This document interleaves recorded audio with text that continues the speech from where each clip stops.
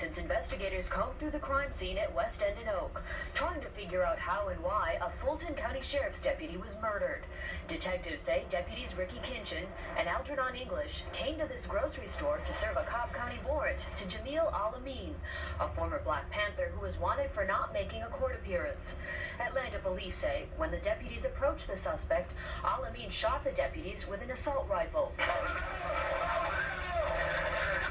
Today, Fulton County prosecutors are expected to announce they will seek the death penalty against accused cop killer Jamil Al-Amin. The former Black Panther leader, known as H-Rap Brown, will be arraigned today on murder charges in Fulton County. Now, all along, his lawyers have claimed Al-Amin is being framed. He says the system has been trying to kill him. He wouldn't be the first black man that the system tried to kill. A statement the suspect seems to agree with. Just listen to the only thing he's ever said publicly about the charges against him.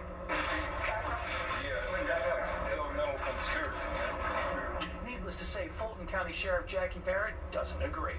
You cannot defend the indefensible go-to conspiracy. And you may recognize that voice, Mark Teigner reporting in that last story back in 2000. Now, Jamil Al-Amin is serving a life sentence for that West End shooting, but the story really began years before that. The new Tenderfoot podcast series, Radical, takes a look at the bigger picture and really digs into this investigation. Podcast producer and host Mosi Secrets is joining us now, really just to break it all down for us. It's so great to have you here. I'm really excited to be here. Thank you. So you really did extensive research going through, conducting these interviews, gathering all this evidence, going back through it. You know, what drew you to going into this case? I know you're from Atlanta and you kind of grew up in that area as well, so there's that kind of tie as well, but that was 2 decades ago, and then you waited until now to kind of get into the podcast. Yeah, well, it's one of these cases that or convictions that there have always been questions about. Yeah.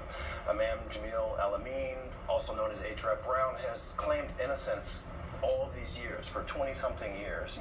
Yeah. And he's someone who I kind of grew up around, and I became a journalist, went out into the world, became a journalist, and so there's a way in which this story kind of like called on different parts of my life, and it kind of drew me to kind of figure out what happened.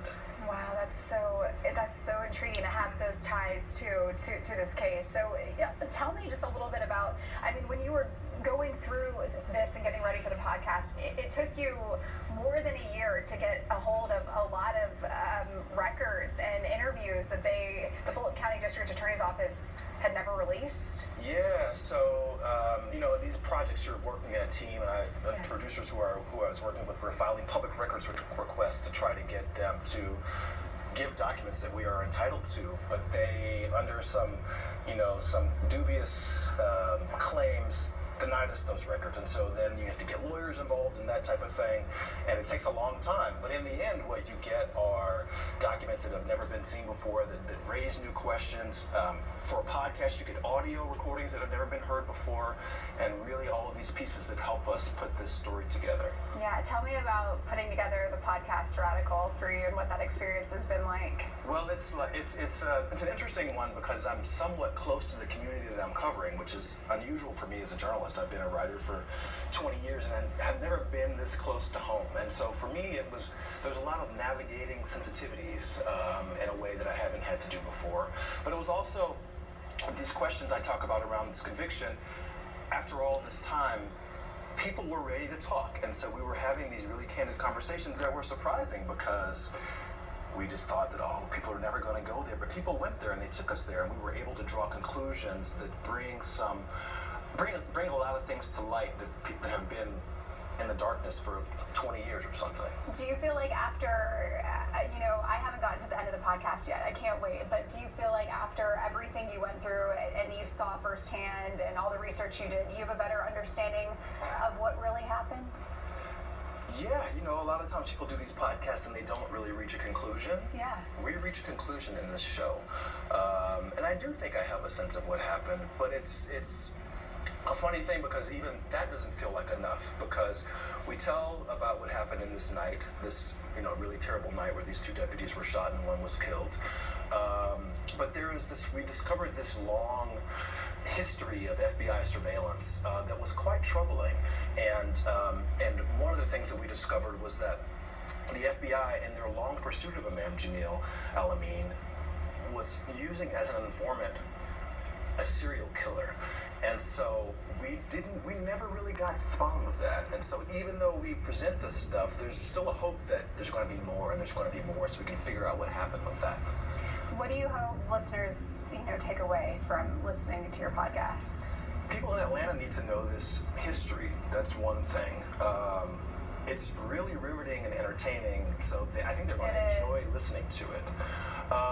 But there are people whose lives were lost that have not really been acknowledged publicly. We know about the Deputy Kenshin and Deputy English who were injured, but there are other people who we don't even know about that I want people to help give them some closure. There are names that we only came across in documents: Quantavious Kelly, Clarence Poon, Sammy Lee Sawyer. These people have families, they have lives that lived after them, and we want them to get some closure too. Well, you and your team did such a great job with the podcast, and I think it's going to be intriguing for people here in Atlanta and really just all over the country and world to listen in and get more, clarity on what happened. Yeah, people should listen in. It's a great show. We appreciate you coming in. We really do. Thank you so much. And you can follow the show on Instagram at